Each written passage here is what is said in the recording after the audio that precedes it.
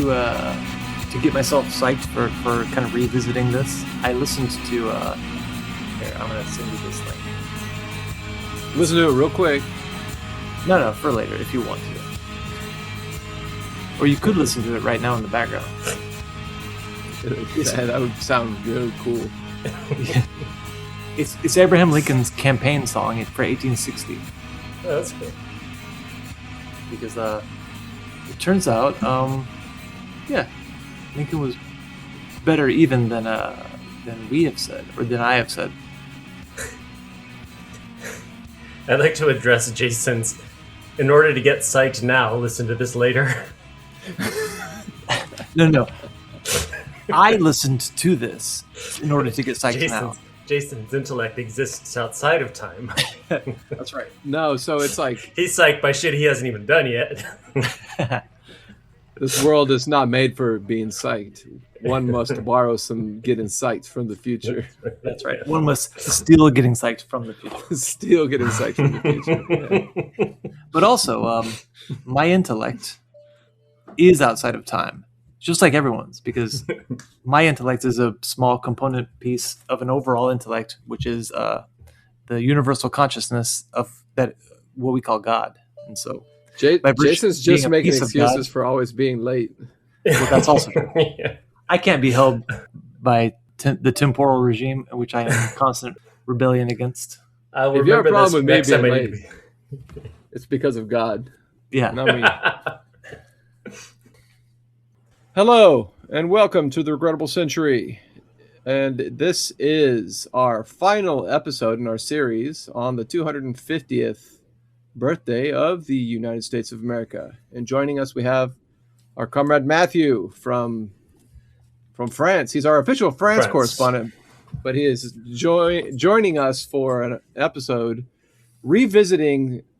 Well, this is essentially an update sort of introduction to an episode that we did 5 years ago. Right. That was really good, and we thought it might need to be reposted, but we also wanted to address some things in the episode. This is back when I was the Germany correspondent, and I'm the France correspondent. That's right. You're in Berlin. Uh-huh. Yeah. Two things have changed since 5 years ago when we did this episode the first time. One of them is that you moved from Germany to France. Mm-hmm. And the other one is that Donald Trump is president again. Again. Yeah, that's right. Again. Yeah. There was an interregnum, and then now he's back. And worse and dumber than ever. Yeah. Yep. Yeah, and actually that is the reason to want to revisit this. It's like, okay, 5 years on into the second Trump administration, does what we said still hold up? Yeah. Mm-hmm. We did an episode on Patreon last week called "The Death of the Republic." Was it a question mark? Is that what Yes, Death yeah. of the Republic? That was that inflection. Got it. Yeah. So last time we were responding to this whole episode was touched off by us being grouchy old men about Accurate.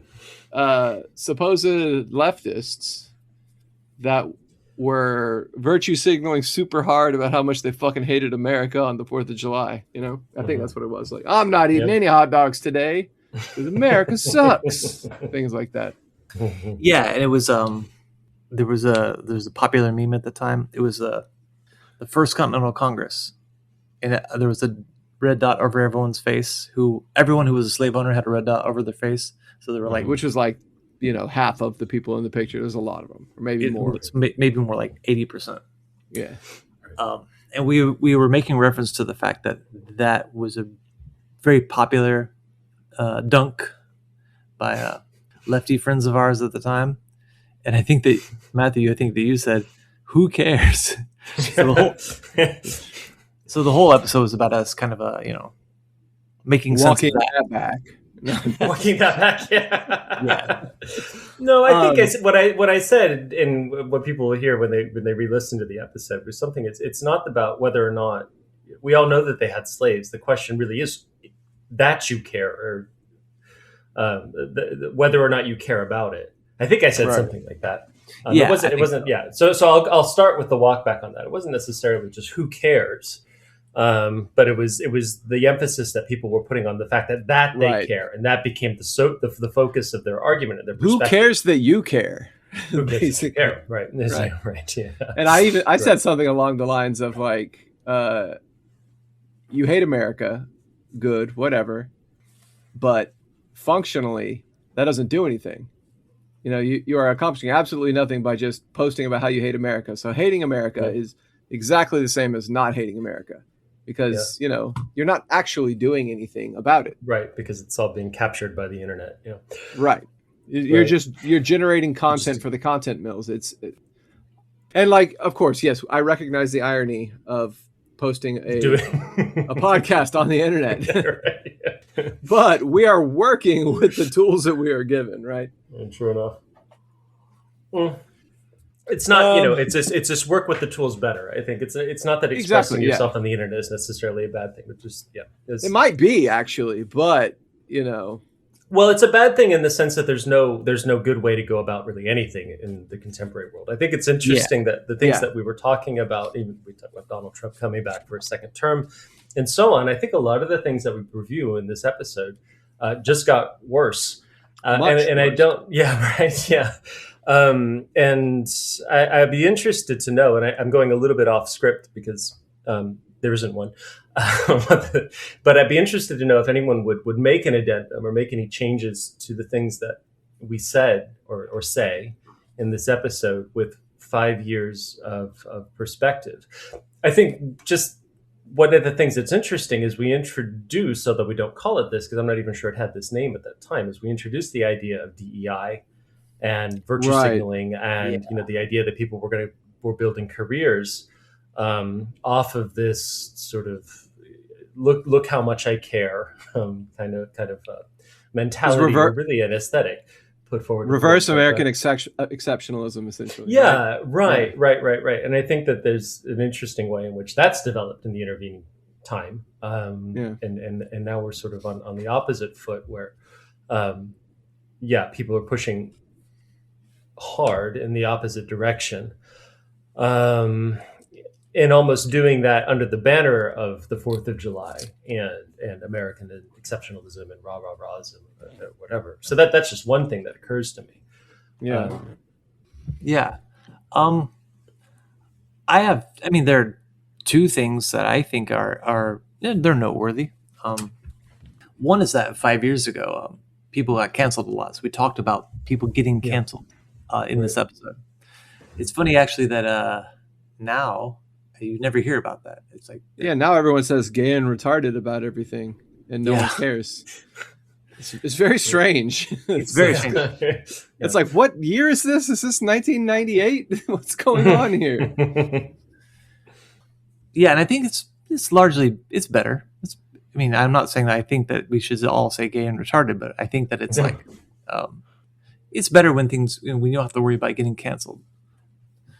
Not that we were too worried about it, because I think, Matthew, you even said you can cut this if you want, and we didn't cut anything. So I was protected by the moat that is the Atlantic Ocean. So.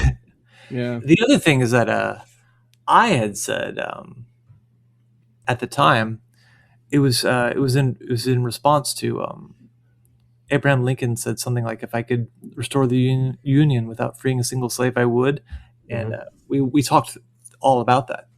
And I said, Lincoln was, he was an opponent of slavery, but he wanted to do it legislatively and piecemeal, state by state, whatever. So I said, I think that makes him a moderate and a coward, but so what? I wouldn't say that now. I think 5 years of education about this on this subject, I would say that's a very ultra left posture that I took, that I reject now. I don't think that Lincoln was moderate or a coward. I think that he was talking about what was possible at the time. Yeah. I think you also, just on that, with Abraham Lincoln, a synonym for moderate and coward is politician. And Abraham Lincoln was a very adept politician. And I think that's what he's doing in those moments when he's saying these, if I could keep the Union without freeing any slaves, he's politicking. He's trying to pitch himself toward an electoral base that wasn't ready to hear, we're going to we're going to free all the slaves. We're going to do it all in one go. We're going to do it by constitutional amendment. We're going to do it by presidential decree with the Emancipation Proclamation, or whatever. This was 1860 when he was trying to get elected. Or maybe shortly thereafter, once the crisis had broken out and states started to secede, and they were seceding because he was an anti-slavery candidate. So that was his pitch. So politicians' pitch. I'm not excusing it. I'm just saying, again, I think in the spirit of the episode and things that we were saying 5 years ago, it's important to contextualize it and understand it as it was posited at the time. Yeah, I think that's right. And also, when you listen, I was listening to this earlier today. The 1860 campaign song. It's called Lincoln and Liberty Too. And this song is all about how we are going to restore the Temple of Freedom. And that's going to mean abolition of slavery and a liberty and justice for all, no matter the hue of their skin, and so on and so on. Like, it's unambiguous what he was campaigning on and what he was going to do. And so that's why the southern states secede. And he says in response, I don't want to fight a war. Let's restore the Union. And then he's going to get back to trying to free the slaves. They forced his hand, but he was going to, and he was going to try, and that was why he got elected. And I think, I think that's important, is to just say it's not just that history forced his hand. He was the unwitting instrument of the movement of spirit in the world, but actually, I think he was more the witting instrument. Yeah, so he wanted to keep the Union together and free slavery democratically, but instead he did it with the democratic dictatorship of the bourgeoisie, right? He sent the entire Northern Army down and freed the slaves that way.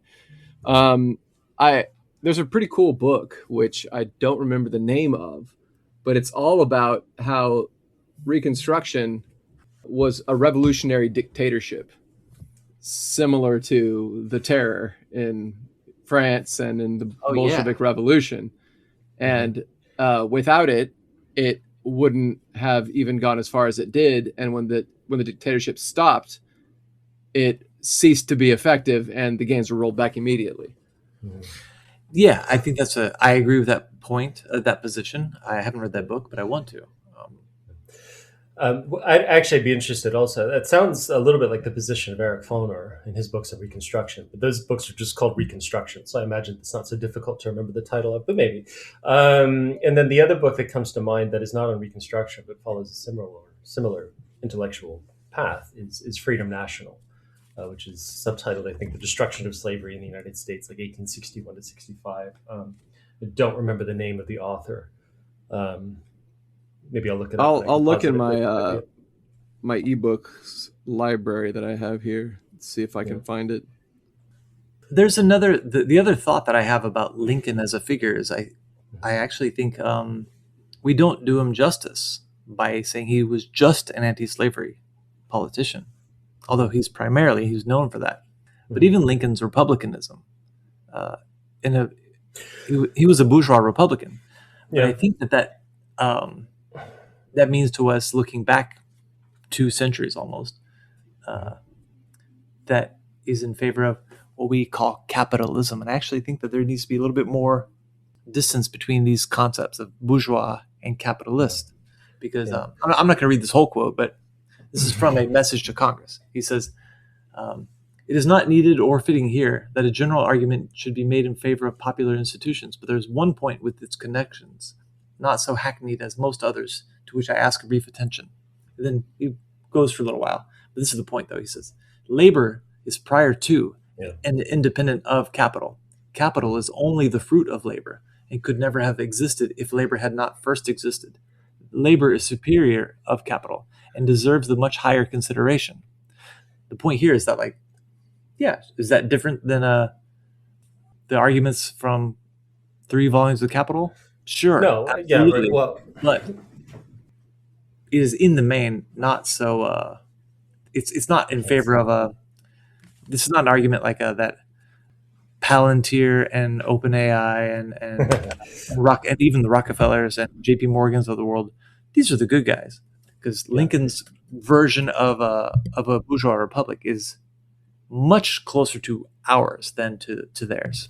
Yeah, no, Lincoln's a social democrat, and he should be understood that way. Now, the social democracy doesn't exist at a time when Lincoln is president or is a person on the earth.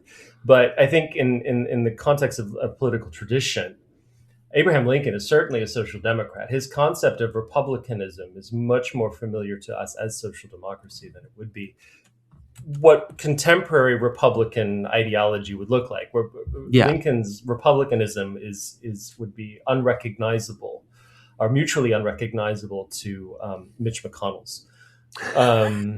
Yeah, very much. I'm not sure Mitch McConnell recognizes much of anything right now, but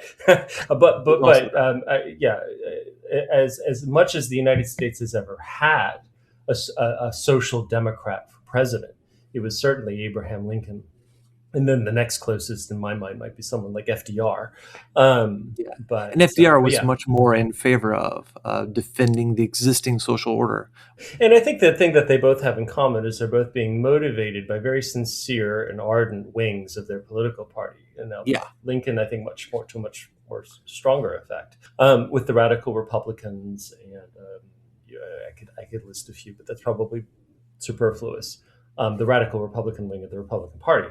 The abolitionist wing of the Republican Party that were pushing Lincoln and pressuring Lincoln to take these more strident stances is certainly the wellspring of the social democratic legacy in the United States of what would later become the Socialist Party, the Populist Parties, or the New Deal Democrats. To a certain extent, in the United States in the 20th century. Some of them, anyways, yeah. Yeah, that's interesting. That's the first time I've ever heard Lincoln referred to as a social democrat. I will defend that. I think again, my only. I'm not saying against it. That's just no. I'm not saying no. I didn't take it that way. My only caveat is that social democracy as a category didn't exist in the 1860s, and that's an important recognition.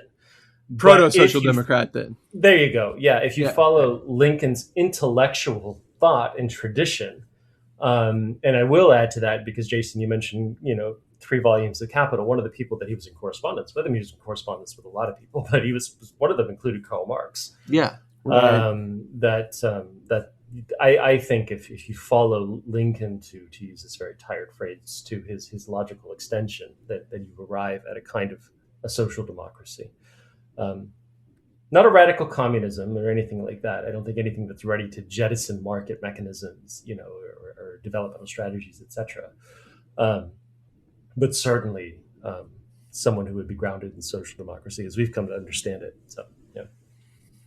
Yeah, like if you, he was what people like us might call an idealist, in that he's not at all opposed to the idea of people getting rich and labor as a source of like you hire laborers.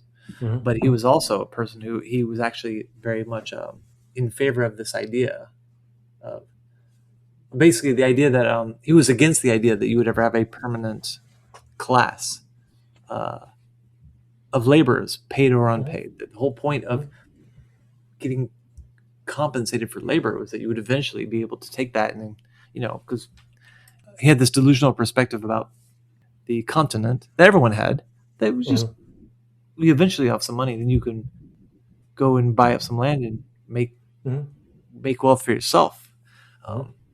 So I would say that it's the benefit of hindsight says that's wrong, but but the benefit of hindsight is that you should not be able to say, as I did, on any count, he was a moderate and a coward. I regret that. So that's.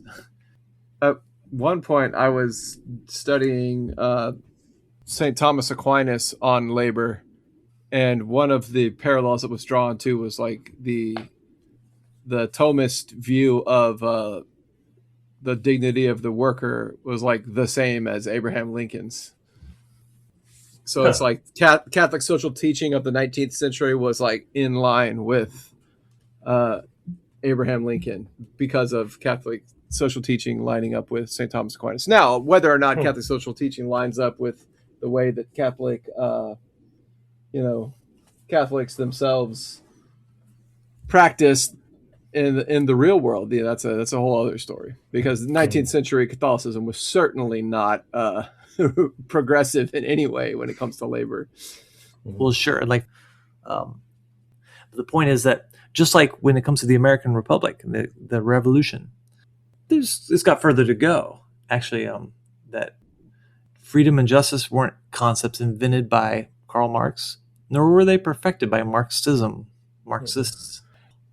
Philosophically, you can trace all of those concepts back to medieval Catholic philosophy on natural rights and natural law, and it was the Christian humanists like Erasmus and others that set the basis for the Enlightenment as a philosophical movement. But yeah, it's all of the philosophical, like the seeds of it are in the ferment that comes around the rediscovery of Greek philosophy and discussions about it and adapting it to like a Christian lens. Mm-hmm.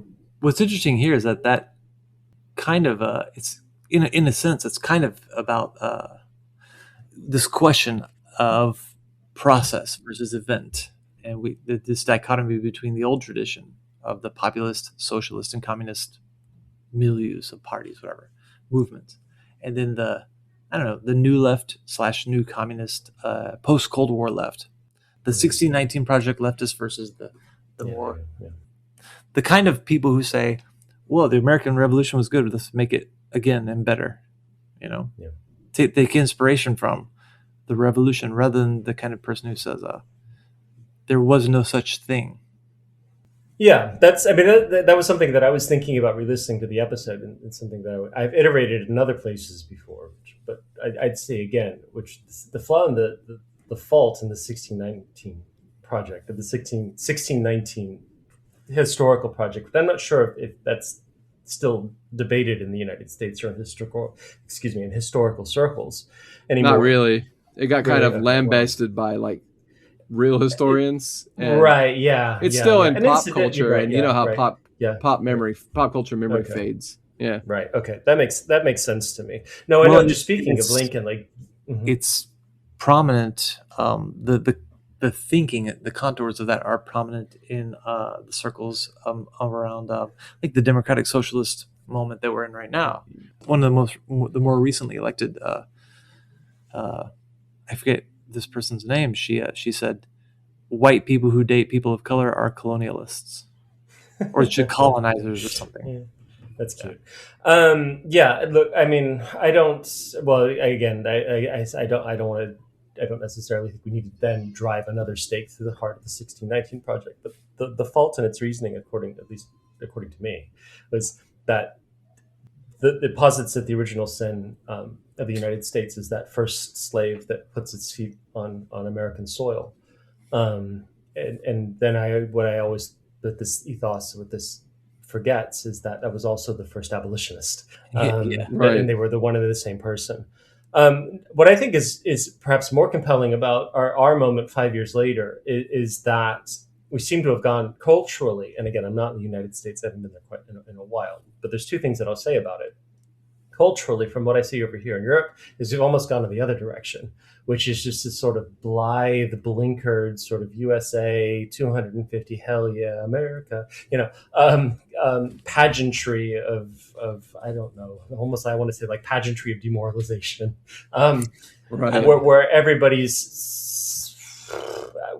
Well, I thought it was particularly telling that what we saw over here in Europe was that there was a 250th July 4th celebration that essentially was canceled because of climate catastrophe, and that it was incredibly hot. No one thought to bring shade or water. Was that the MMA fight? Oh God, I forgot about that. Yeah, that's was that supposed to be the 250th anniversary, or was that separate? I think that was Donald Trump's birthday, which happened sometime around the 4th of July. And 4th of July, there was a celebration on the 4th of July on the National Mall, And it was 106 degrees, and something like 7 people passed out in 3 minutes or something like that in heat. And so they had to call in the National Guard to clear people out because it wasn't safe. Or again, thus it is related to us here in Europe, who watch this kind of spectacle emanating from the United States with horror and awe. But that's how it looked to us. But nevertheless, there seems to be an ethos coming out of all of this, which is just almost on the opposite foot of when we were positing these ideas 5 years ago, that there isn't a kind of sense of lament or regret built into the histories and traditions of the United States. Quite the opposite. People are pushing against that. It's like, no, everything's fine. Everything was awesome, and we're not going to talk about in the ways in which it wasn't. I don't know, again, to what extent. I can't imagine that there are leftist organizations that are necessarily pursuing this line of logic. But again, I left more than 10 years ago, and I haven't been a part of that scene in a long time. However, I have seen this thing called the American Communist Party, which posits itself as a kind of MAGA communism, which is to say, like leftist ideas, but with a different font, which looks like this real like pitch toward an aesthetic change, which is trying to motivate a more U.S. positive pitch in order to capture people who are disenchanted with the capitalist American government and program and wars in Iran and so on. But absent this sort of like, don't you hate America, so do I, America is founded on slavery and the blood of indigenous people, etc. Now, I actually don't think this is correct either. What I do think is that it's interesting, an idea that I would posit in furtherance of the things that we talked about 5 years ago that we couldn't have quite seen then, although I do see it now in hindsight, is the level of demoralization that's infected American culture generally, which is to say that I don't think you can demonstrate any political truths to the American public and have it make any kind of impact on anyone whatsoever. So the things that we were talking about 5 years ago, which were the American founders did have slaves, and Abraham Lincoln didn't come out stridently and say, I'm going to wage war for the abolition of slavery. But nevertheless, that's okay, because that was part of a historical process and unfolding of American history that does ultimately achieve these points and gives us the promise of moving even further. And if I was going to paraphrase the things that are in this episode, I think that's roughly what we're getting at. And then we also say, go out and get a hot dog, it'll be fine, or something like that. But I don't think you can say this to anybody anymore. I think people are so demoralized that they don't have a sense that they can affect any kind of change whatsoever, positive, negative, or neutral. And I think that anything that you say to an American audience that might try to resonate with higher cultural political truths about the traditions of democracy and its triumphs and its faults is a null exercise to a populace that's conditioned to be debating about whether or not Sydney Sweetie's jeans commercial is a racist dog whistle, or whether the Cracker Barrel sign changed is somehow an abandonment of traditional American values. What I mean about all of that, I forgot about that. Yeah, I didn't, because my more recent visit to the United States, that's what people were talking about. This is incidentally just before Charlie Kirk was killed, which also came and went with alarming speed. I remember there was this sort of intense, people were flying flags at half-mast, and Jimmy Kimmel was canceled. And then like 1 week later, it was just sort of, it didn't matter anymore. No one was talking about it anymore. It was basically something that had happened. It felt like something that had happened in last week's episode of The Simpsons or something like that. It's just like no longer relevant. People weren't talking about it. But you know what's interesting about all of this is that there's like, okay, so there's Zoran Mamdani who said, I'm not going to go visit Israel. I'm going to stay in New York, and I'm going to deal with New Yorkers. And then there's like, there's Tucker Carlson and people of that variety who are talking about how can we be America first if we're Israel first, actually. And God bless, he says, God bless these Democrats for standing up for Americans. So there's a really weird moment happening in the U.S. But you are right that the activist world subcultures that we have a past familiarity with, they're not where this this discourse is not taking place usually, at least generally. Right. Well, I think with Mandami, and this band has a tremendous amount of responsibility that I'm fully prepared for him to fail, just emotionally, personally speaking. Sure. I'm bracing myself for the failure. I think that at a certain level, it's inevitable. But I think in terms of demoralization, what's going to happen with that, with just the civic sense of responsibility and activity that's connected to getting Zoran Mandami elected as mayor of New York, has to. I'm very, very worried about. People's about him not being able to essentially deliver on that promise. Now, he's done something rather interesting recently, which was he essentially deregulated the small business market in New York City. And I was reading about this, making small business, basically eliminating a lot of red tape and making it easier to run a small business like an ice cream stand or something like that in New York City than it had been before. And I do think there's this interesting pivot toward the middle classes, as sort of like, you see, like we have a common enemy, which are the big business interests and the financiers and the Wall Streetites, et cetera, and a social democratic political ethos isn't necessarily opposed to small business, at least not in its opening stages. But I'll be interested to see how that plays out. My sincere fear is that people will just see this, and any further movement that he makes is a further abandonment of his political principles and sort of sublimating himself to the general cause of the Democratic Party. Now, the other thing, Jason, you mentioned about Israel is I think what has happened also recently in the United States is this attempt to merge the military-industrial complex of the United States with that of Israel, which is to say merge it more, merge it harder, right? Officially.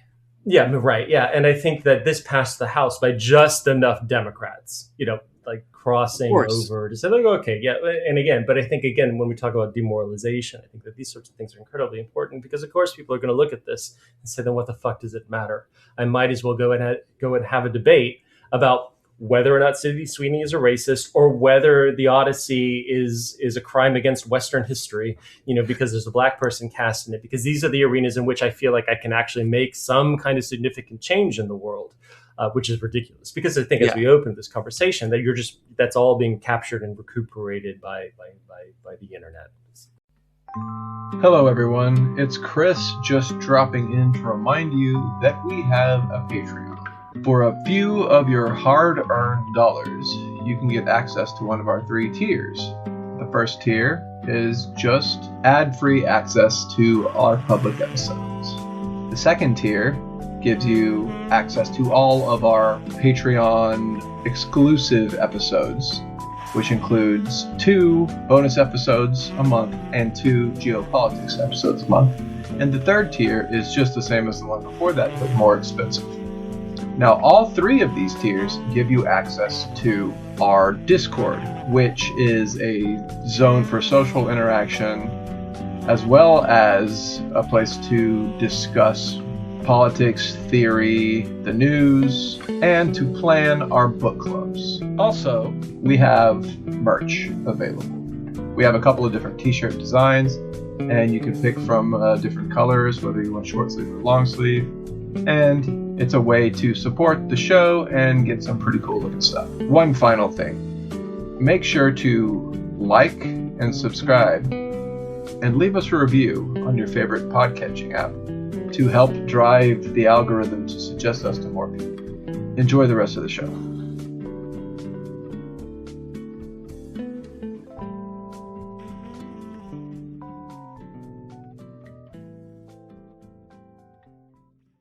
I got a bone to pick with the racists talking about how the Odyssey isn't historically accurate because they're actually drawing attention away from how cool it would be if they did a movie about the Trojan Wars with historically accurate period sort of armor and weapons and stuff like that. I think that would be cool. And I think it sucks that it's not like that.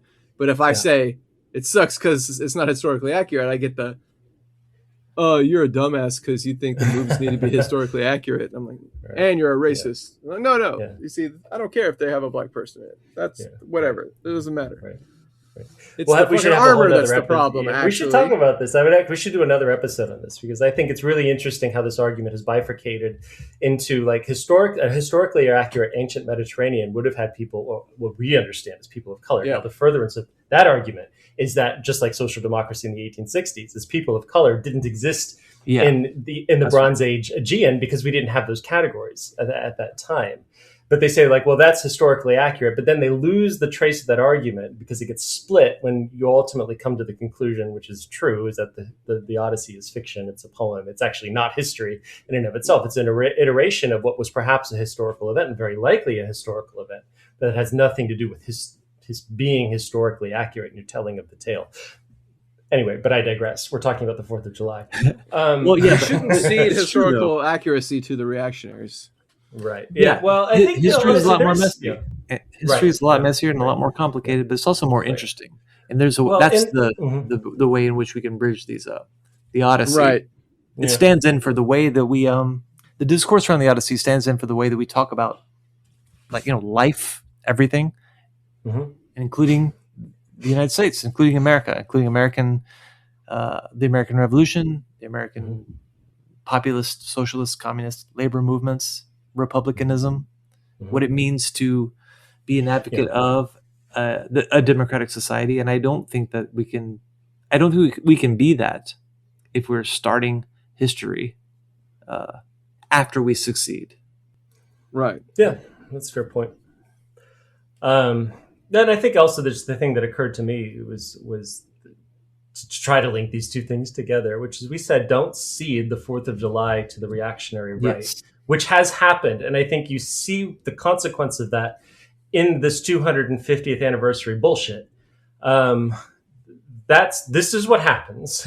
I want to say like what's the character in the Big Lebowski? When you fuck a stranger in the ass, this is what happens when you cede the 4th of July to the reactionary right.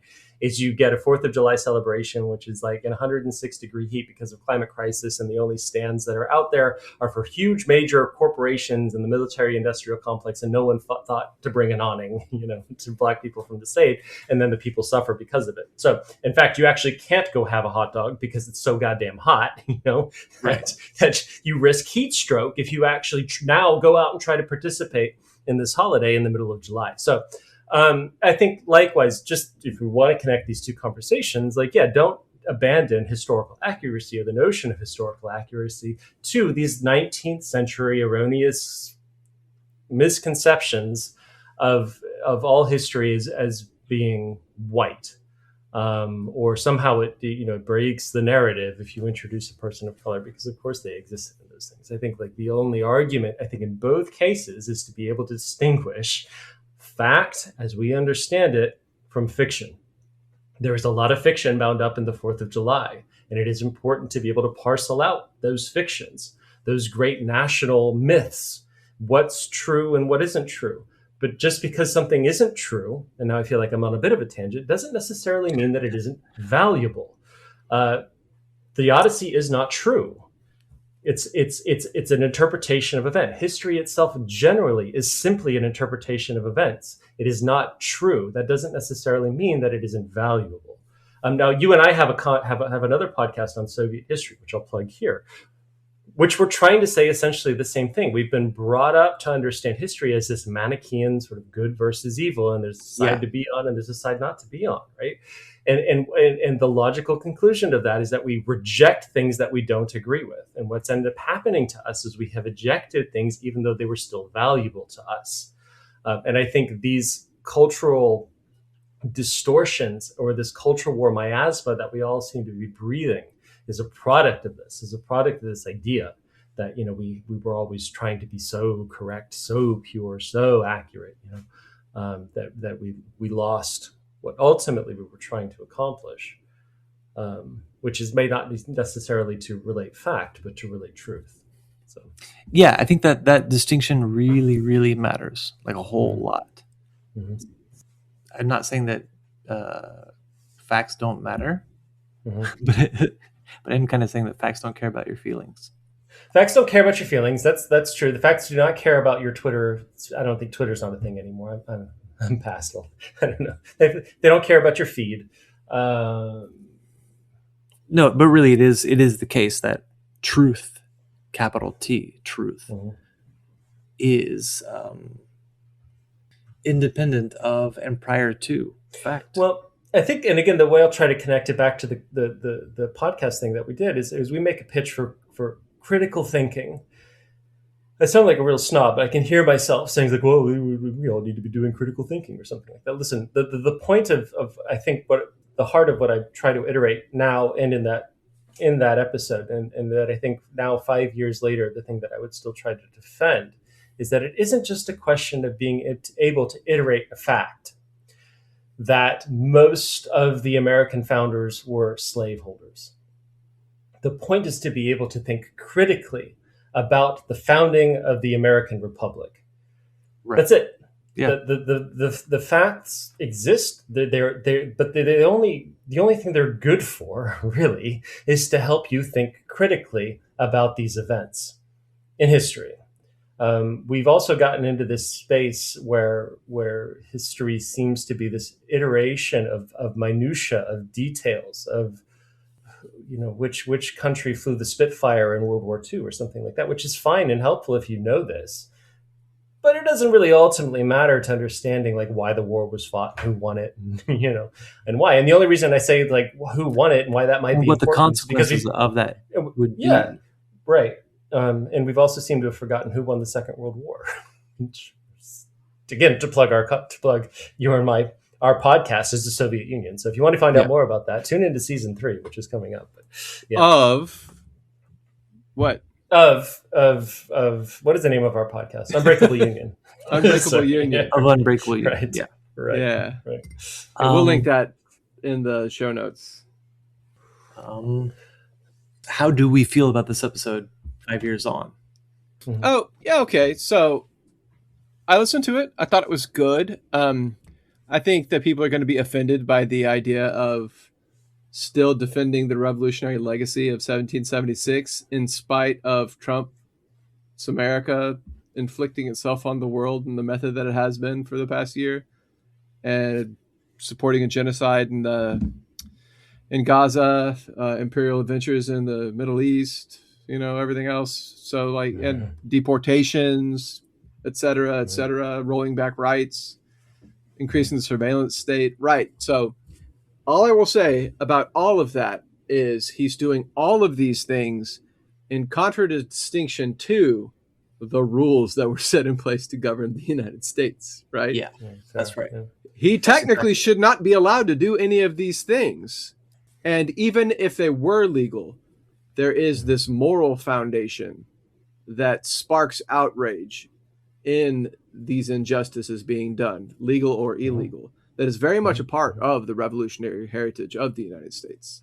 And which is, of course, an extension of the liberal project and an extension of the Enlightenment thought and the whole humanitarian ethos of modernity, right? Yeah. Right. And in as much as that spark still exists in the United States, it's worth cultivating and holding on to, because it is the same spark that powered the Socialist Party, the Populist Party, the Communist Party organizing workers in the 1930s, the Civil Rights Movement, the liberation movements of the 60s and 70s, et cetera, et cetera, et cetera. Yeah, and I would just add to that what I said in the episode that I'll reiterate here, and then I'll wrap up, which is this, I mentioned Howard Fast and the novels that he wrote in the mid-20th century about the American revolutionary tradition. There's several different novels. And so I would say to any audience member who's looking for that spark or looking for that tradition or looking about like how, again, it's fiction, but how you might recuperate that fiction for things that are valuable. Read Howard Fast's books about the American Revolution. They're fantastic. Yeah, I guess read books in general. Yeah, read books. Yeah, and I guess with that, here's the full episode. Yeah, you guys get to hear the old intro music starting right now. Hello, and welcome to the Regrettable Century. Today, our special 4th of July episode with our comrade and friend Matthew from A Fine Old Conflict podcast, where we discuss the complicated legacy of the American Revolution. And just like the promise of the Republic, this episode has been delayed by a little bit. So enjoy this holiday content. Because that's how politics is. It's an expression of someone's personality, which I think goes back to the 4th of July thing. I don't really think that people are demonstrating a concrete set of ideas around the world. They're just sort of like, it's like they went to the market of ideas, use that expression, and they found something that's edgy and looks cool and makes it seem like you have a personality. So you say, hey man, all these dudes who signed the Declaration of Independence, they had slaves. Like you're pulling the wool off the eyes of anybody, you know? Everybody knows they had slaves. It's just a question of whether or not you care, you know? Well, it's. I mean, okay. I would put it slightly differently. I would say it's a matter of what significance you think that has, and how you contend with whatever the implications are. So, like, one could say a majority of the signatories to the Declaration of Independence were slaveholders, and so that invalidates the American Revolution, and we would be better off as subjects of the British Empire. And even if I could agree with that, which I don't, it's still. That's like saying we would be better off without the invention of the cotton gin. Certainly. But it did happen. And probably was going to happen. Yeah, the thing that I hear all the time is like, well, at least the British freed their slaves before the United States did. But would they have if it was such an important part of the economy that they still had control over in the South? Yeah, probably not. That's a good point. I mean, you could argue that the British freed their slaves as a direct economic result of the Napoleonic Wars. They fought the Napoleonic Wars because of the French Revolution. And the French Revolution happened because of the American Revolution. So, ipso facto, the American Revolution is the reason why there are no more, slavery has been abolished. And that's also true on the scale of the American continent, which is the other way that you can look at this. You could say some of the founding fathers were slaves, and that's true. And that's why the project that they initiated was a contradictory mess. And one of its internal contradictions, which had to be resolved, and was the question of slavery, and that began in the 1780. Yeah, I mean, I think it's a little bit too hard and fast of a statement to say that the French Revolution existed because of the American Revolution, and just to head off people that would say, "Well, it's way more complicated than that." Yeah, fucking of course it is. But like the fact that the French government had no money is a direct result of their involvement with the war against the British that they fought when they allied with the United States, or the colony. So that was a direct contribution to the reason that the French Revolution happened. And I'm sure Matthew knows more about this than I do, so like I don't know if you want to weigh in. I was going to say, you know, we're in the business of hard and fast statements. So like slavery, who cares? You know, look, it's that's a sound clip that gets you canceled. Yeah, right. I don't have a Twitter, so you know, come at me. It's like this is not. We're so fucked. Cut this out. I'm speaking from the benefit of like 5,000 miles of ocean. Like you guys will have to deal with the consequences of all of this. No, it's actually a really good point. I had not thought about this, but if you consider how invested the British Empire was in the textile economy coming out of the American South with the production of cotton, it's actually entirely reasonable to postulate that the British Empire might not have abolished slavery if they still had control over what became the South of the United States. Considering to how close the British Empire came to intervening in the American Civil War, precisely because of the question of the textile industry, it's reasonable to say that, it's hypothetical. And this is sort of, hypotheticals in history are fun and frustrating because, as Chris, I'm sure you know this as well, it's like the big what ifs, you know, what if this, what if that, and then people build their careers talking about these sort of tangential hypothetical situations. But what if somebody went back in time and gave Robert E. Lee AK-47? Right. Yeah. Whoa. Yeah. Right. Yeah. What now? Isn't that Harry Turtle? What now, James McPherson? Yeah, that's the Guns of the South novels. But yeah, throw those into the fucking pulper, man. Yeah, Newt Gingrich also, just to give you an idea of, like, I think the sort of the fertile soil from which these ideas spring. Newt Gingrich wrote a series of fiction books about, you know, what if the South had won the Civil War, which I think was based on, like, what if the British had intervened on behalf of the Confederacy or something like that. Mm-hmm. I'll tell you what would have happened if the South had won the Civil War. There would have been another one. Like, if the South had won the Civil War and they got to establish their own country, there would have just been another war in which the American Republic just invaded a sovereign nation. And because... We love doing that shit. Also we do that shit, right? we do that shit all the time. Yeah. But because the economic weight of the North would have eventually overspilled its boundaries and crushed the South. You know, there's just no two ways. Well, especially because this would have been like pointed directionally speaking to the South. You know, that would have been our jam. You know, which is like someone else to invade south of the border. Yeah. Yeah, exactly. I mean, the idea that the economic interests of an emergent industrial society could have tolerated an alternative mode of production right on its doorstep on the continent that it conceived of itself as destined to dominate is just absurd. Right. The only question is when the Civil War was going to happen, and arguably it probably just should have happened sooner. Yes. Yeah. Well, and yes, I mean, again, like this is like deeply pandemic, but in a sense it really had, you know, and probably in the same sense it hasn't really finished. But yeah, is that what we wanted to talk about? Is that why we're here? I guess so. Just, you know, America. It's the 4th of July. Observed. I actually wouldn't mind at all talking about the 4th of July and just coming out of, again, like off of all of the social media posts that I saw yesterday with this sort of performance of like either, and I don't know, maybe you guys can tell me, did a protest happen at Mount Rushmore, or was this another hypothetical someone was talking about? Okay. I couldn't tell you. Yeah, I don't know either. I had to Google that shit. Yeah. Also, it depends on how you qualify a protest because, you know, ever since the age of COVID, just driving around in your car with holding a sign out the window to take a picture on social media qualifies as a protest. Right. So, that's true. maybe there was one. Right, maybe. If you like, or a like Facebook invite was probably sent out and it was like location, the world, you know? Yeah, right. back in the day when we would protest too, sometimes it was just 5 of us standing on a street corner with the tables that had some literature. So like, I guess that's technically a protest. You know? Turn every paper sale into a little demonstration. Right. Yeah. That way you become a fucking fixture. You become just white noise that people can ignore.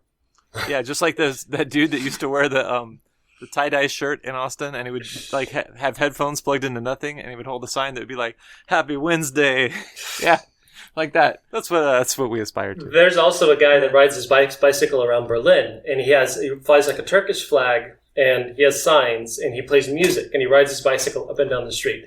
Everybody knows exactly if you ask someone, they know exactly who you're talking about, and no one knows what his deal is. Like, no one knows why he's doing it or what his point is. He's just always there, and he's sort of part of like the local color. He's being Turkish. Yes, or I think it's like an anti-Erdogan thing, but I really don't know. Oh. It's either that or a pro-Erdogan thing. Probably one or the other. Yeah. He's probably an ally of the traitor Gulen. Hey, I was one. Yes, you were the traitor Gulen, Jason. You're CIA payroll. Fuck, that's probably true. Yeah, but being from the IS tradition, we have a long history of being on the CIA payroll. Exactly. Yes. Right. You know what was really cool is whenever the capitalism came back to Poland. Fuck yeah.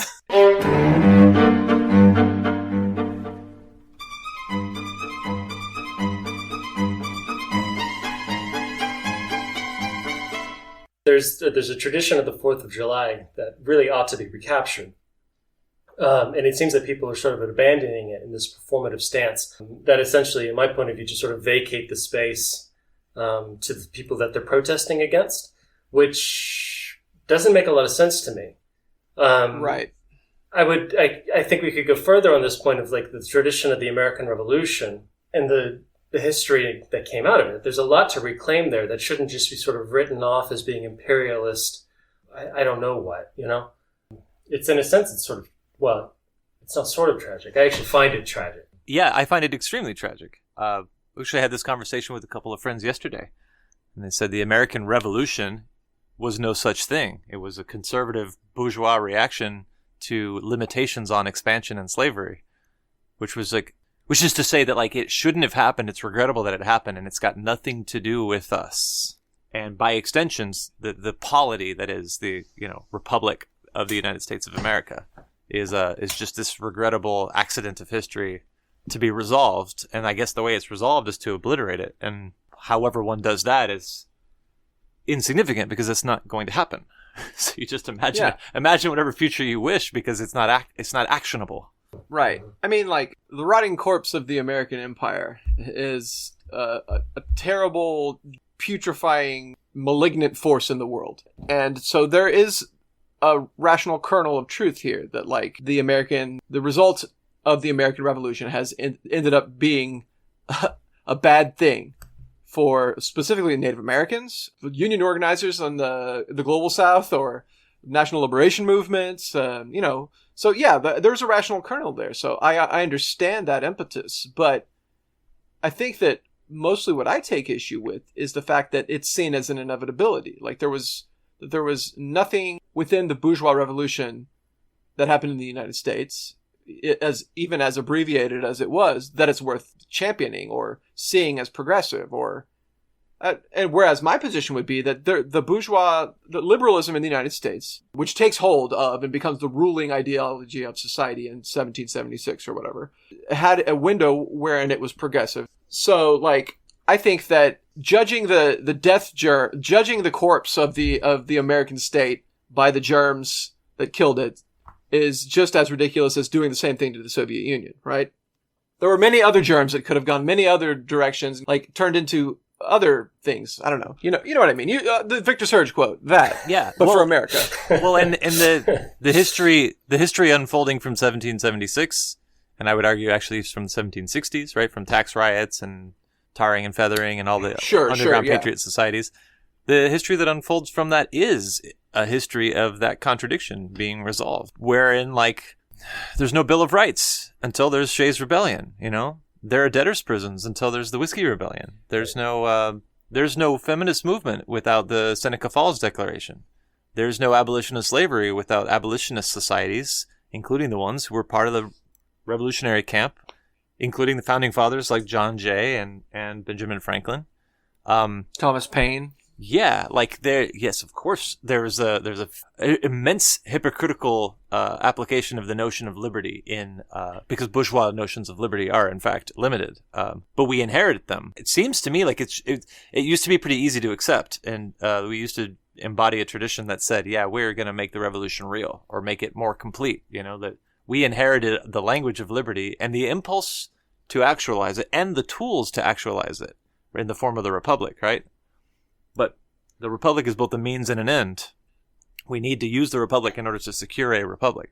And you can only do that by expanding the franchise, expanding conceptions of liberty, expanding democracy all the way down to the workplace, the cooperative commonwealth. It's all one big fucking historical process. But if you've abandoned the notion of process, right? If you just flatten history into everything that has been thus far has been bad, but maybe something will be good later, then yeah, sure, give it all up. It's nothing good has happened yet. We still haven't lived in an era where people are doing good things. That just seems like a much more bleak view of the world than mine. Yeah, and I think that this is largely because this is the way Americans think about things. Broken down into good guys and bad guys. Right. Like, we need to. Which one was this person a good guy? I mean, I know he was an influential figure. He did all this. He contributed this and that, but he was problematic. Okay, bad guy. It's like to me, it's not that the fact that Thomas Jefferson owned slaves, even though he wrote against slavery, isn't good or bad. It's bad. That was a bad thing. But, like, was Thomas Jefferson a progressive figure? Fucking absolutely he was. It doesn't matter if people are good or bad if their historical role is one that, like, moves the chains forward, you know? I mean, I think that, like, football metaphor, not slavery metaphor. Went completely over my head, so... Well, I assume that most of these other fucking nerds that don't know anything about sports probably would misinterpret that too. Yeah. Not cool jocks like me and Jason. Right. And Jason. Yeah. Oh yeah, that's what I'm known for. Yeah, your sports prowess. Yeah, I know about Emmitt Smith. Yeah, it's like celebrities. I mean, like you look at historical figures like the Kardashians or whatever, and is this celebrity a good or a bad celebrity? Did they say or do something problematic? Oh, we'll cancel them. Fuck them. They are no longer somebody whose music or films or reality shows I can watch. It's the same principle applied to all historical figures. Right. So I think there's a number of different thoughts going through my head. First of all, I think Jason's right about this there's this right-wing perspective that says that the founding fathers must have been good because they established a system whereby slavery could eventually be abolished, right? And they're right about that, but not in the way that they think they are. Because if it were up to the founding fathers, slavery would still exist, right? Right. I don't think that... Well, some of the founding fathers. But let's go ahead and let's say most... In tipping our hats to that ridiculous meme that's been floating around with like all the faces dotted up, let's go ahead and say even most of the founding fathers, right? They would have been very comfortable if they'd been able to find a balance in which both economic systems could have functioned seamlessly or relatively seamlessly together on the same continent, right? They were wrong, and it took the Civil War to prove it.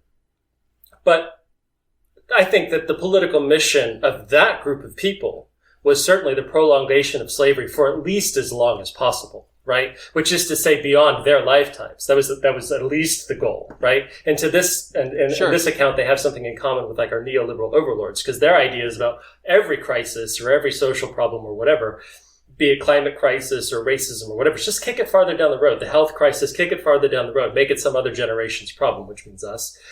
Or has meant us for the past couple of decades. But so that's one. But nevertheless, there was a process that was unleashed, beginning in the mid 18th century in the North American continent, which would ultimately culminate in the abolition of slavery, which would ultimately culminate in the broadening of the political franchise, right? We don't know how broad the political franchise is going to become, but we can certainly trace the broadening back to that point, right?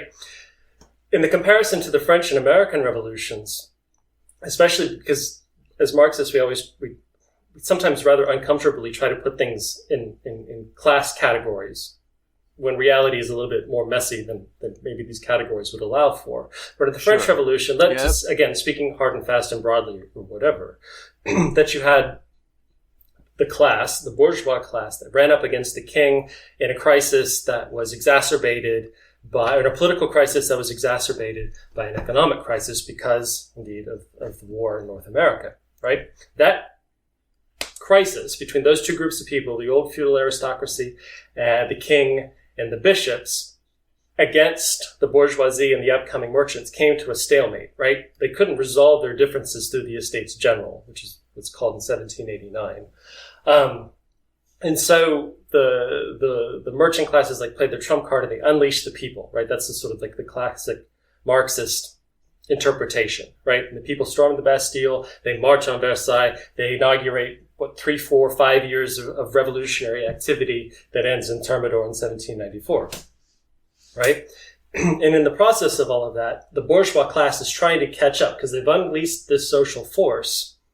And they're trying to get a handle on it. They're like trying to put the lid back onto the genie back in the bottle as quick and effectively as they can, right? And like the question of slavery, if that meant reinstalling a king, not the king, because the king was dead, but a king, they would have been happy to do it. And they did. They did, yes. It's fascinating to me that in North America, in a much more rural, less urbane society, that those class differences became much sharper and that the subaltern classes organized themselves much more quickly and much more effectively than did, say, the urban Parisian working classes, or what became called the sans-culottes in Paris did in like the 1780s. There were already networks in North America, probably as traditions from the English Revolution and all the Puritans that decamped to North America and brought their own political ideas with them about godly societies and social experimentation and so on. That by the time Freemasonry, there you go. Freemasonry is incredibly important. Mm-hmm. Yeah, right. And so these networks already exist in North America, and they seem to be much more effective than they were even in Europe. And maybe that's because there wasn't this feudal weight sort of like weighing down on it, or the absolutism of the monarchy or whatever. Even the British monarchy by that point is a constitutional form of government. But people start organizing themselves, and almost from the get-go, it's not a question of the bourgeois classes or the merchant classes sort of like getting or unleashing the people. The people are already doing it. They occupied Boston. They kicked the British out, You know, Bunker Hill happens before, or what, Breeds Hill, Bunker Hill, depending on, you know, how accurate you want to be, right? Blah, blah, blah, blah, blah, right? Yeah, all of this happens before 1776, before the Declaration of Independence, before 4th of July. The reason the 4th of July happens after it is because basically these people are saying, like, holy shit, they occupied Boston, get ahead of this thing, get ahead of this thing, get ahead of this thing. And those people spend the entire war trying to get ahead of the thing, and they really don't until the Constitution is signed in 1789. Yeah, you know, sometimes you'll hear people say that it's a peculiar accident or an irony of history that the first martyr of the American Revolutionary cause was a black man named Crispus Attucks, who died during the Boston Massacre. But that makes him sound like he was just like an accidental bystander who got caught up in some white people's shit that had nothing to do with him. But in fact, he was one of the instigators of and leaders of the Boston riots. And as such, had to have been, at least in some way, connected to the underground patriot networks in the Northeast that were agitating prior to the war. And that status is reflected by the fact that he's buried in a cemetery, the same cemetery as Samuel Adams and John Hancock and Paul Revere, and is accorded the status of one of the great heroes of American history. Because the Patriot camp at the time was more complicated, especially in the Northeast, where they, like I said, they start abolishing slavery immediately after the war, and they argue for abolition of slavery in their first constitution. They don't win because they're allied with utter reactionaries on that question, with people like George Washington or whatever. But the point is that even from the very beginning, there's this tendency toward rupture even between the different types of revolutionaries in America. And Crispus Attucks is just one example of that. This is why I say, like, were the founding fathers slave owners? I don't really care. It's because what actually was important in the American Revolution was happening outside the walls of Liberty Hall, which I think is what we call it, if I remember correctly, in Philadelphia, right? In Philadelphia, there actually was a revolution. There was an authentic one that was using as a vehicle of it, not necessarily sort of even like a political reform, as was the case in the French Revolution. Like, let's move from an absolute to a constitutional monarchy, but fuck the king, we don't need this shit. Let's do it for ourselves. That was step one from the American Revolution.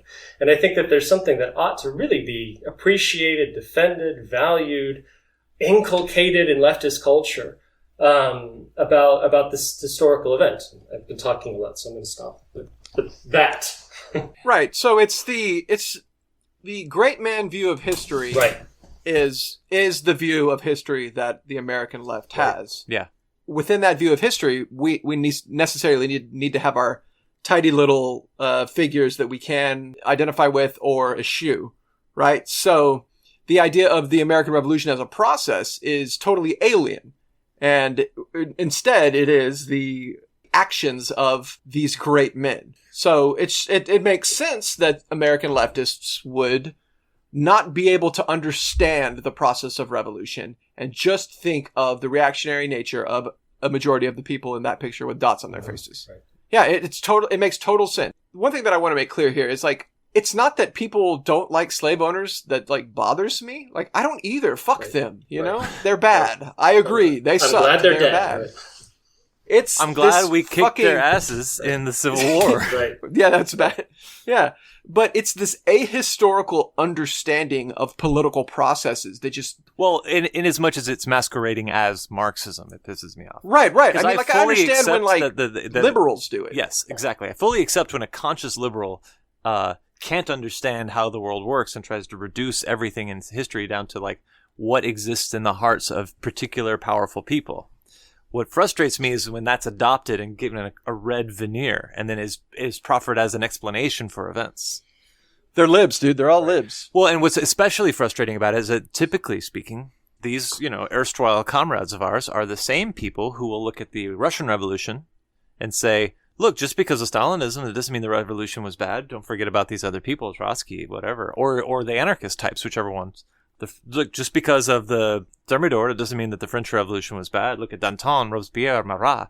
And then they look at the American Revolution and go, yeah, fucking mistake, bullshit. Right. Right. And it's self-flagellation. Right. It's sort of like checking your privilege because you realize that you're in the belly of the beast, of the fucking biggest purveyor of violence and destruction in the world today. And it's this, And like, it sucks. It does. And then there's there's an even greater inconsistency, because often, if those people know anything about history, they'll look at a great man figure like Oliver Cromwell and be like, he was a good guy, even though he also did subjugate the Irish and basically inaugurate the period of Irish suffering that it doesn't really end until the fucking end of the Second World War. Yeah, because really, it's still, he did that unless you shit. live in Belfast, and then it's still going, right? And that's Cromwell's fault. But also, he was good because he was Parliament, anti-monarchy, and so on. That same level of like nuance is just not applied to American history. Abraham Lincoln was good; he freed the slaves, but he also opened up the frontier to massacre the indigenous. So that means this whole experiment was a mistake. Matthew, I remember one time I said something about, like on Instagram or whatever, I said something about John Brown being the only good Calvinist. and you said something like, you say, well, what about Oliver Cromwell?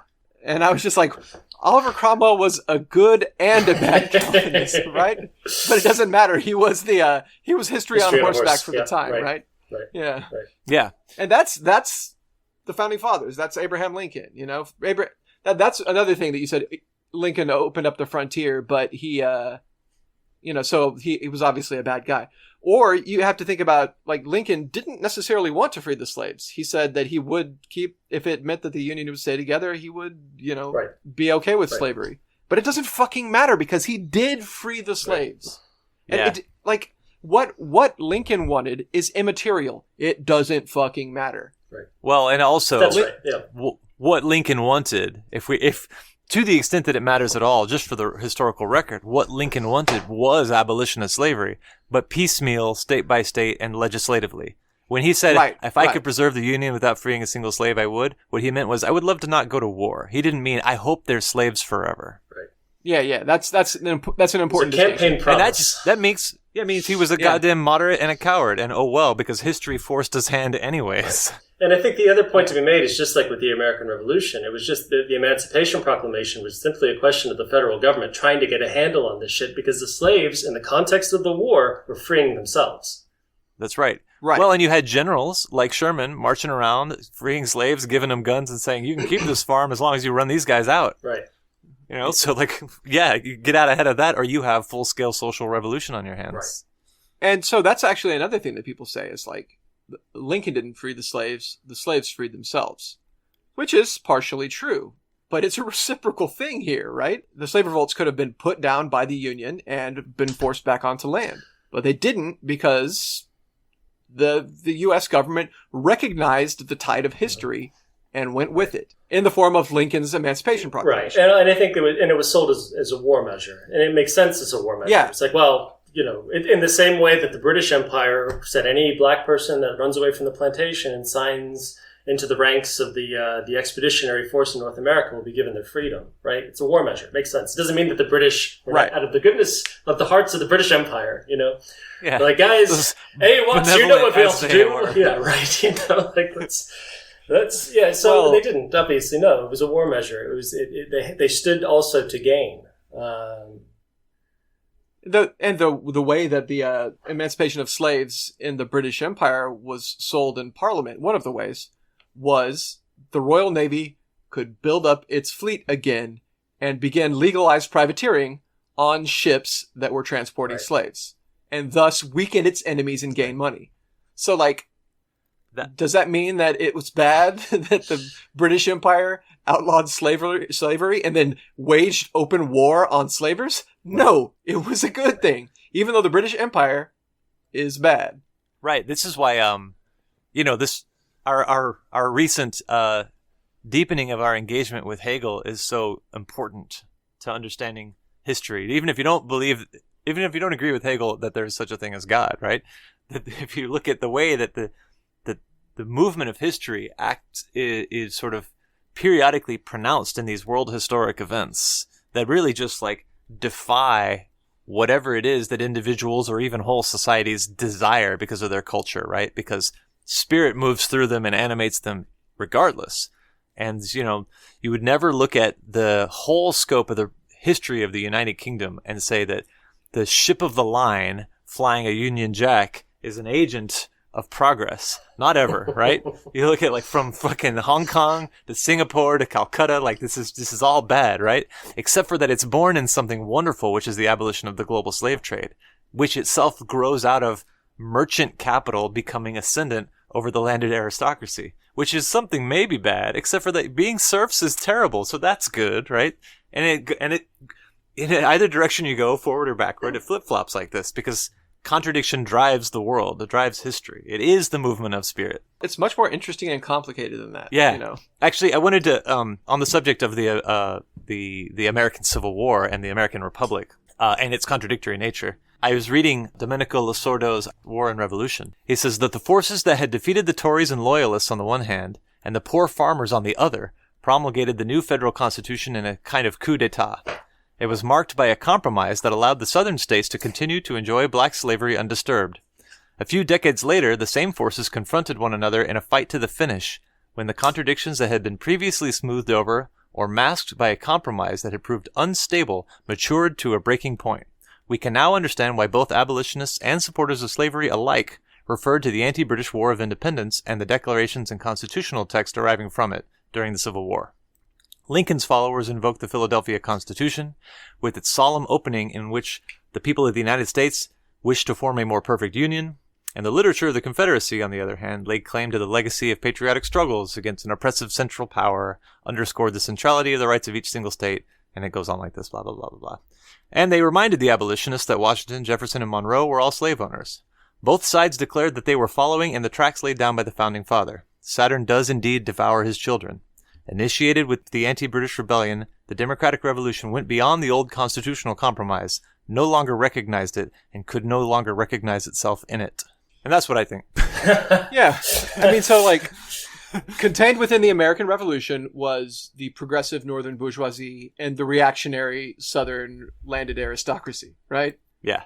Which was bourgeoisie that made good on being bourgeoisie. The nature of the southern aristocracy is sort of a category that defies neat class distinction, right? But anyway, so the two seeds of the American Revolution: progressive northern bourgeoisie, reactionary southern aristocracy, which again come to a head in open conflict in the Civil War, and then the North defeats the South, and some sort of dialectical combination of northern abolitionist ideas and southern aristocratic ideas is what ends up winning out in the South. And then those ideas continue, southern aristocratic ideas in their new mitigated form, and progressive ideas in their continuing evolution, the form that they continue to evolve in, come to a head during the civil rights struggle. And the dialectical synthesis of those two ideas is what comes out of it. It's a process of constant dialectical struggle between two opposed ideas that is diminishing the southern aristocratic ideas that are held over from the beginning of the revolution. So it would have been much, much better if after, during Reconstruction, the southern landowners were all beheaded and the land was redistributed to the former slaves. But what we have instead is, of course, the liberal bourgeois way of dealing with things. Even in the process of doing violence to establish the dictatorship of the North over the South, they couldn't carry it through to fruition because the capacity for doing that does not exist within the bourgeois project. Right. That's why, what is it? Matthew, you'll know this. Saint-Just is the one who said, those who make only half a revolution dig their own graves. Sounds right. Yeah. Yeah, because we look at the difference between 1789 and 1776, right? And the two historical eras, the era that grows out of the two on each continent. The French just made a more thorough revolution. Yeah, but you got to remember where Saint-Just ended up, too, so. In his own grave. Yeah, in a mass grave. Yeah. Yeah, the other thing that gets me, that strikes me about all of this, and let's take aside, if we can, I guess we really can't, but let's put aside the question of processes. Let's just say, for example, that you're a leftist in the United States, and so you identify with revolution, right? And this, I think, goes back to a point, Chris, that you made about self-flagellation, and I think, Jason, you made a similar point, too. What is the internal dynamic that happens in your mind where you abdicate the space of a revolution to your ideological enemies, right? Let's say that the Twitter war actually does matter, right? Let's say that it is sort of like a cultural battleground in which it's important to seize like these heights, right? In which you can sort of like conduct fire and rain chaos down on your principal opposition, like the people who don't agree with you or something like that, right? Why would you take a revolution that happened in the context of your own culture, your own society, your own history, and say like, no, not that, right? Because of the appeal of what? I don't know what, of saying that slavery is bad or that the Native American genocide is bad. Don't people realize that you can say both, that the revolution was a good thing and genocide is a bad thing, right? Like what's happening in people's minds? I sound like an old man. Like I can hear myself and I don't like it. Like what are these young kids thinking, And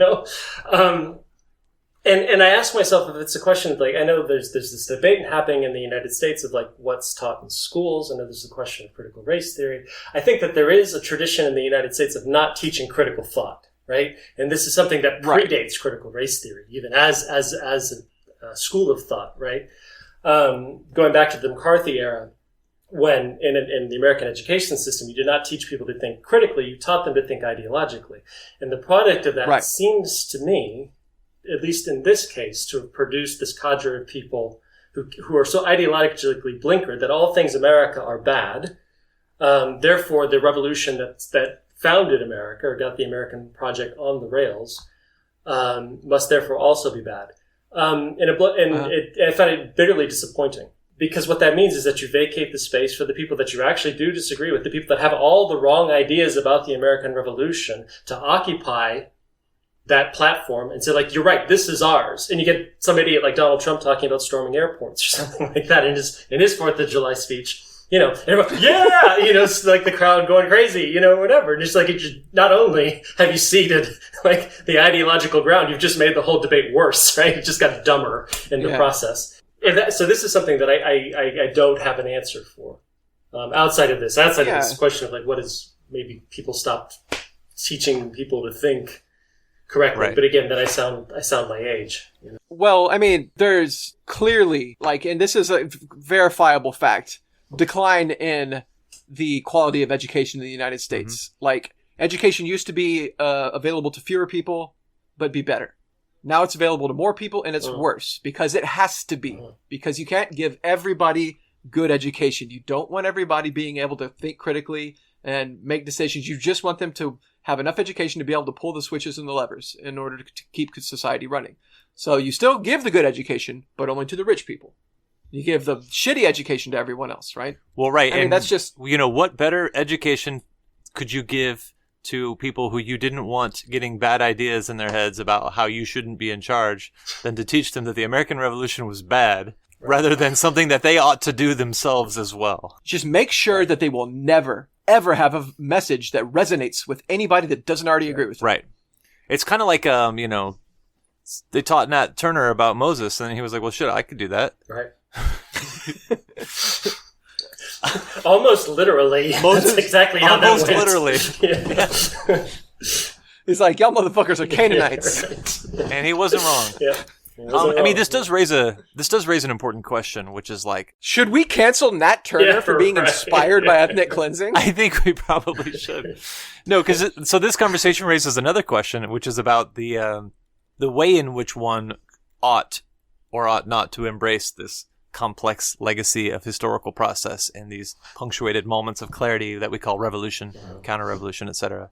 Because you could think all of these things and then still be disgusted beyond your ability to describe by the perpetual Nuremberg rally that is living in the United States. I stole that from Chris. It's a good one. It's a good one. So basically the question is, should one or shouldn't one celebrate the 4th of July? And correspondingly, should everybody else in the world have to hear about whether or not one does or doesn't celebrate the 4th of July? Because, I don't know, man. I like grilling some hot dogs, Right. That's my other point, which is let's aside from a good historical lens, a view of the process, right, on the American Revolution, right? Aside from just saying why as a revolutionary would you abdicate the right to sort of postulate a revolutionary tradition that happens to have happened where you're from, why at the same time not take a holiday and go grill some hot dogs, right? You're living in a world in which your enemies are trying to paint you as sort of elitist, out of touch, ideologues, who like joy kills and whatever else, right? And you want to take away like one of the very few holidays that even exist in the United States in the first place, right? Because somehow it's tainted in its history. And it's insane. It's a day, Jason, you sent a James Cannon quote to me talking about this last night. And I can't remember really all of it, but what really stuck out to me is like it's a day of the people. It's a people's day, right? And it should be celebrated as such. It should be venerated as such, because that's what you're celebrating. Again, isn't necessarily just these old dudes in the Liberty Hall signing a document. That actually doesn't matter, right? I mean, it matters in the sense that like it's history and that it had consequences and that it matters, but that's actually not what was happening. That's just the most outward expression of what was happening in North America at that time, right? So why? I mean, what's the get, right? I could even almost understand if like by somehow refusing or self-flagellating or saying like, no, we're not going to celebrate the 4th of July. Today is the day we're storming the barricades. Okay, that's the only example in which it's okay not to have a holiday and go do the revolution instead. Otherwise, chill the fuck out. So what you're really talking about is like celebrating the 4th of July by doing a new one. Basically by taking the example of Nat Turner and just saying like, oh shit, we can do this. Yeah. Yeah. Right. That's Well, that's the way to celebrate the 4th of July. Right. Like the best way. Yeah. In absence of that, just fucking drink some shoot beer, a firework. food, Like. Yeah. Oh, well, that's actually problematic too because people's die. Oh, right. Yeah. Right. Jesus. Yeah, that's why if you do encounter fireworks, make sure to report them to the police so that they can put them all in one truck and then detonate them at the same time and take out a fucking corner of a neighborhood. Right. Did you see that? No, what is this? As LAPD, Jason? Yeah. Yeah, LAPD confiscated just like thousands and thousands of illegal fireworks and then detonated them in the middle of the road. And like blew up on purpose, and or like literally, okay. On purpose. It was controlled. Okay. Detonation that blew up 3 cars and injured a bunch of people. Oh, that's fantastic! It's badass. I bet it looks cool. Sure I wish someone got it on video. Yeah. On the subject of the James Cannon and the 4th of July, I really like this.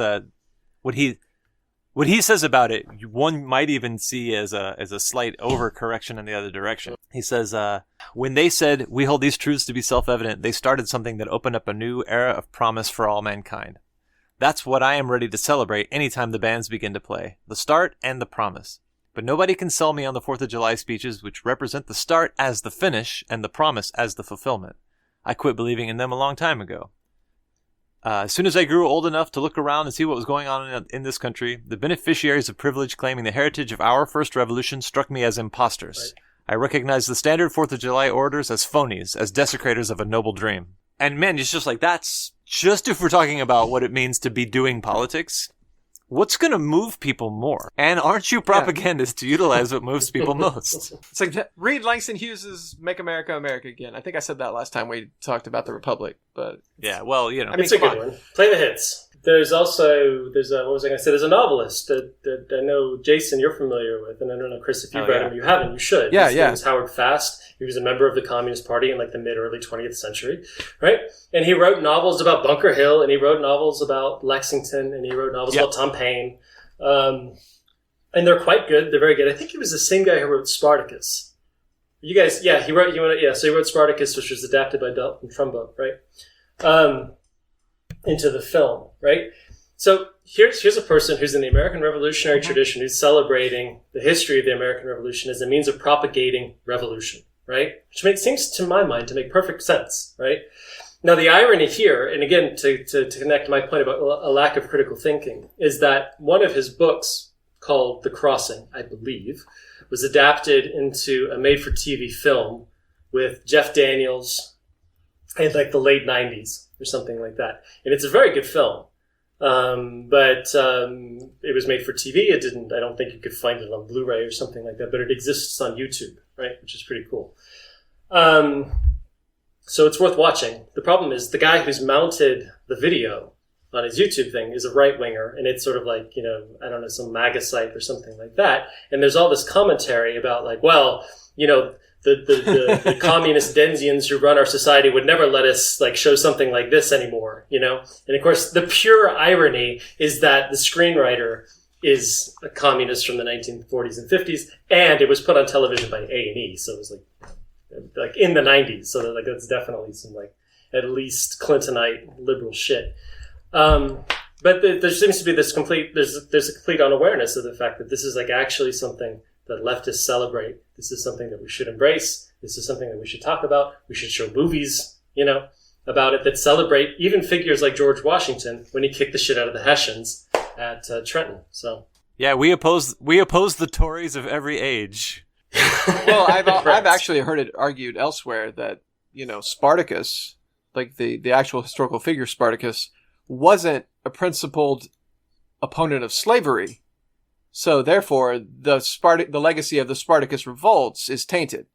You gotta be fucking kidding me. That's no, the thing I'm not someone even has joking. said? I think that how could you possibly make that claim? Like once the slave revolts happened, some of Spartacus's slaves took Romans as slaves. Yeah. So like, he's not a principled opponent of slavery. So therefore, the Spartacus revolt is not an anti-slavery revolt, and Spartacus is bad. Therefore, Howard Fast bad, and everything you just said nullified. Listen, taking your former slave owner and making him into your slave isn't being pro-slavery. That's just retributive justice. Like, that's just how you do. That's called reparations, right? Yeah, right. Right. No, I don't even know how. I mean, the sources that exist on Spartacus, I don't even know. Do they even go into that much detail? Not to that I'm aware of, that you could even like.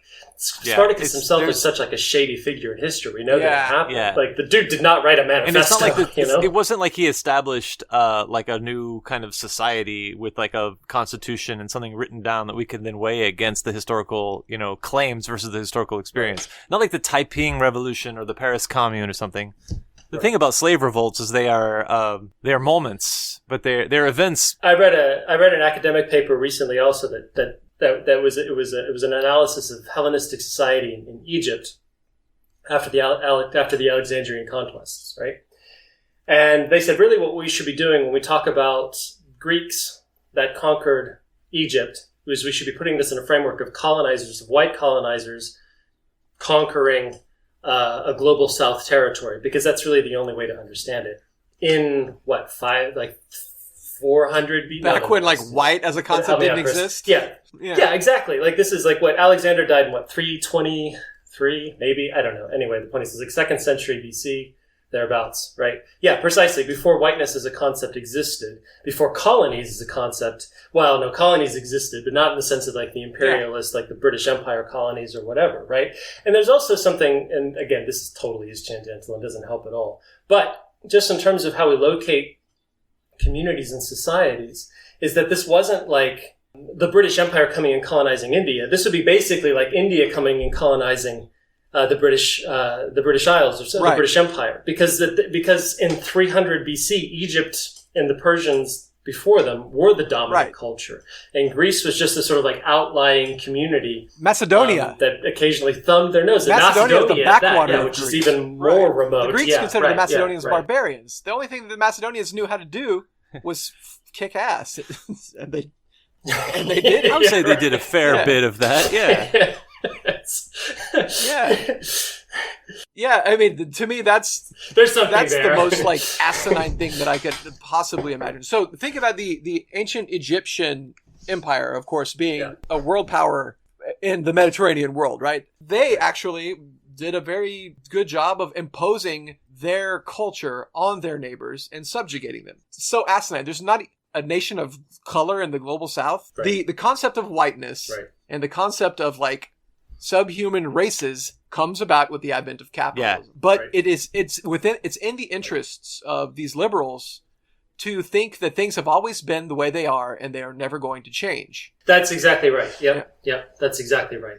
And that's good, because that's like the only point about this tangent that's actually salvageable for the conversation that we're having, right? Is because the benefit So all of these sort of ideas that we're exploring is being like, why would you do this? This is bad. This is self-flagellation, whatever. Is in each case, they reify the notion that human nature is immutable, that culture is immutable, that nothing ever changes. It's just the same shit over and over again. So if it would be bad now, then it must have been bad then, and that's the end of it, right? That's the end of the dialogue. That's the end of the conversation, right? And I think tragically, to say otherwise is somehow some kind of like leftist heresy. You have to think about like the idea that if you lived in England in the Middle Ages, people that lived in the town like a mile and a half down the road are considered foreigners and are strange, speak a weird language, and you don't trust them and they're bad. And then the concept of England as a country came about somehow.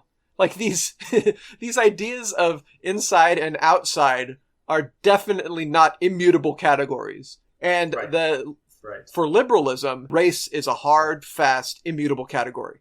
And white people have always been bad because white people have always hated brown people. And that's never going to change. So the best thing we can do is constantly feel bad about it. That's the whole point of of like the white fragility discourse,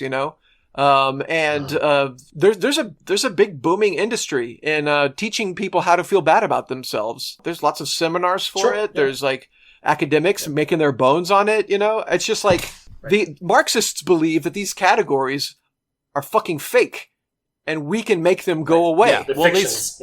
Yeah, that's right. Well, there shouldn't even be any qualifiers there. That is actually what Marxists believe. What qualifies as Marxism now, which is just a general radical liberalism that thinks people should have healthcare, it's not good enough. Yeah. And this is why. So like I said earlier, liberalism had its window of being a progressive force in society, and now it's wholly reactionary.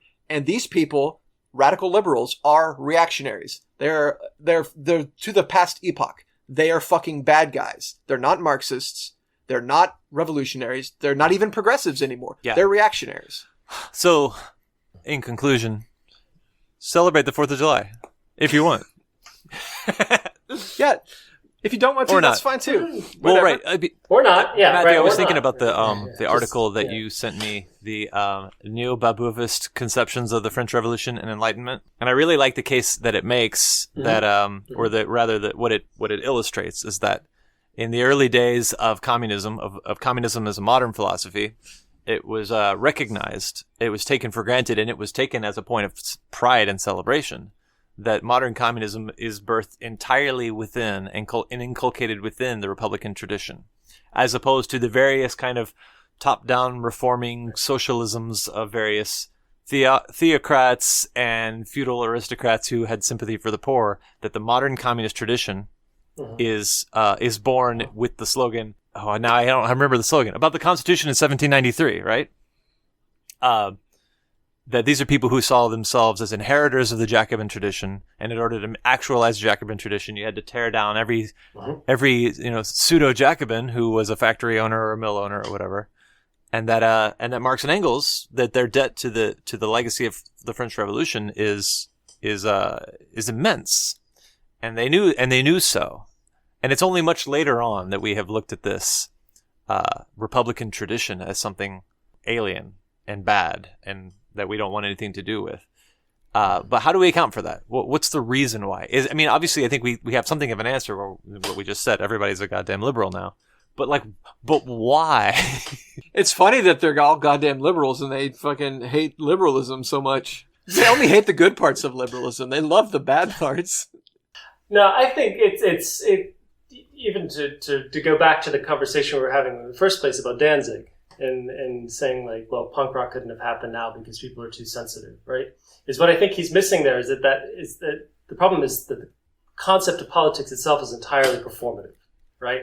And I think that fits very, very comfortably, as Chris, as you said, it's like this sort of like, we have to feel bad about it. Not only do we have to feel bad about it, but we have to show that we feel bad about it. Because showing that we feel bad about it demonstrates the virtue of our politics, right?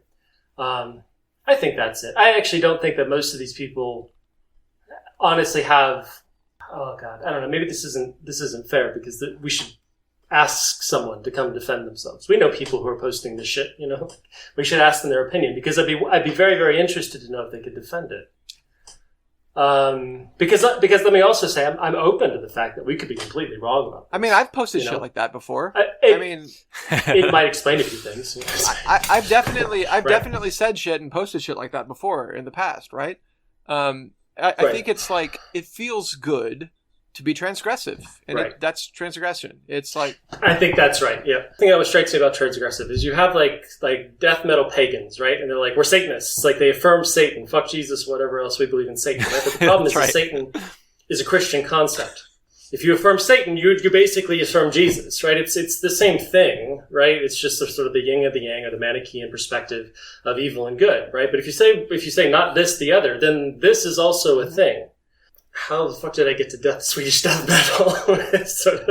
I think the problem is likewise when you're saying when you take these sort of traditions from history and you're saying not this, the other, the problem is that you're just affirming that that this is actually the thing, right? If you're saying like, well, no, not the American Revolution because the American Revolution is racist, it just allows people to say, well, yes, you're right, the American Revolution is racist. And that's wrong. You've actually lost your position.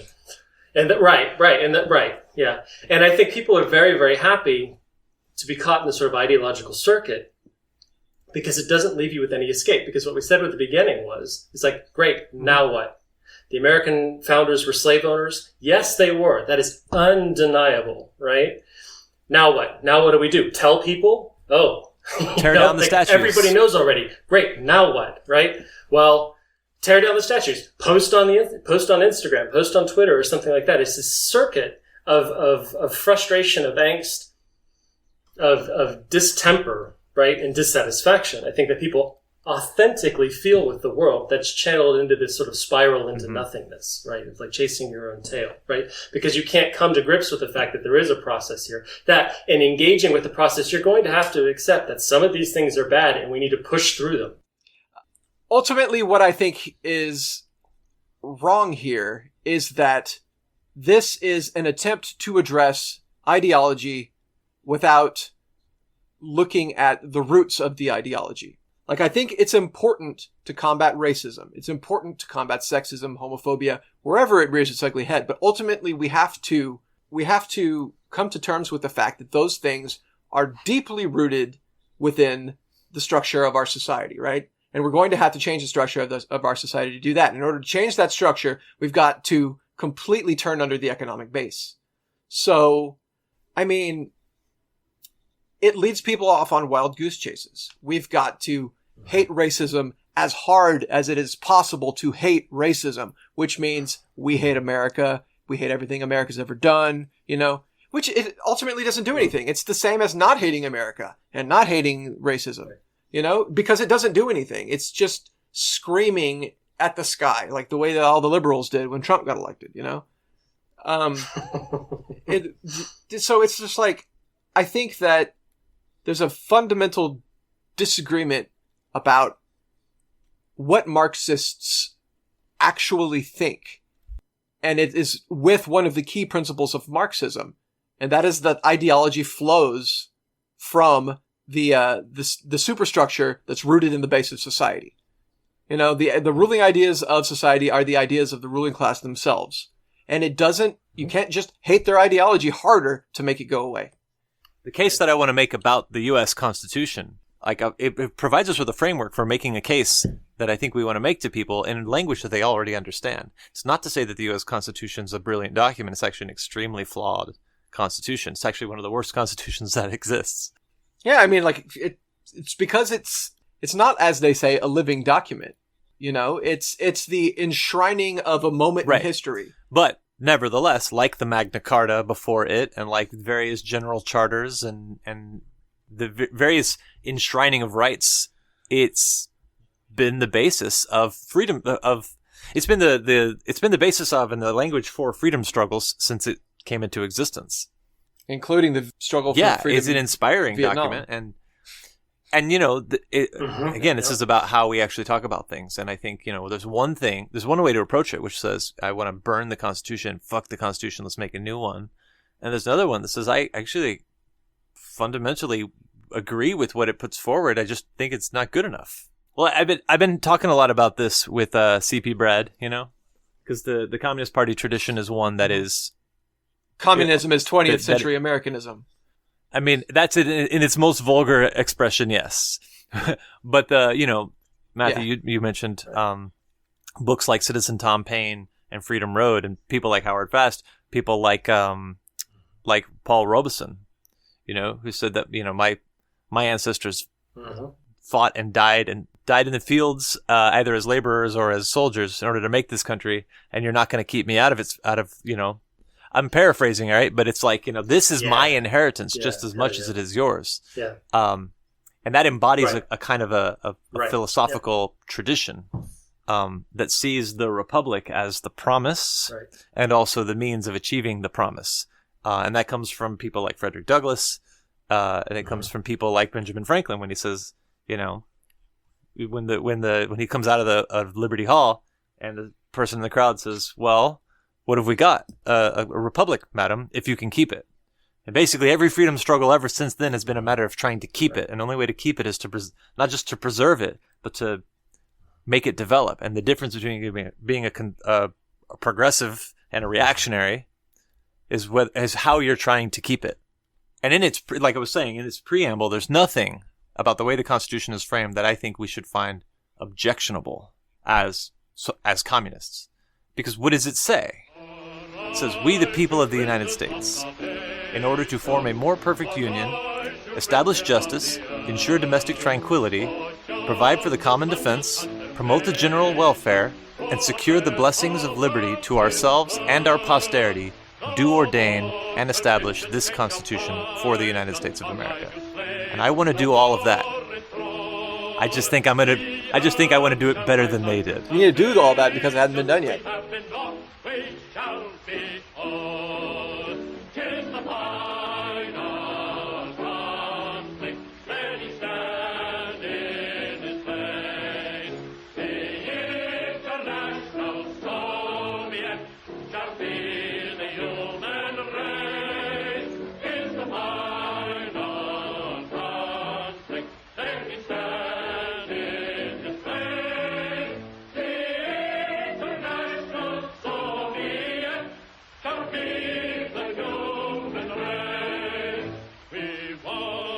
Condescending saviors to rule us from a judgment hall. We were possessed not for their flavors, let us consult for all. To make the sleepless watch his booty, to free the spirit from your cell. We must ourselves decide our duty, we must decide and do it well. 'Tis the fight.